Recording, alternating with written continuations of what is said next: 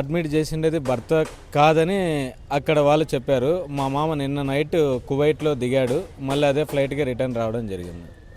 అక్కడ చెప్పిన వాళ్ళు నేను వాళ్ళ హస్బెండ్ అని మాత్రమే చెప్పాడు. కానీ ఇది ఎమ్మెల్సీ కేసు అవుతుందంటే అక్కడ నుంచి అతను పరారు కావడం జరిగింది. అతని పేరు ఉప్పర్ భాస్కర్ అని తెలుసు. ఆమెకి ఒక కూతురు ఒక కుమారుడు ఉన్నారు సార్. ఇప్పుడు వాళ్ళ భర్త ఏముంది?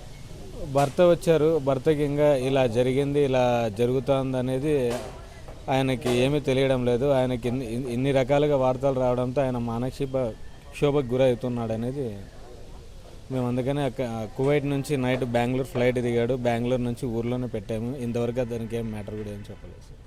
మీకు ఫోన్ వచ్చిన వెంటనే మీరు వెళ్ళారు కదా, ఎక్కడ అది సంఘటన? ఇంటి దగ్గరనేనా ఇక్కడ బయట ఏమన్నా?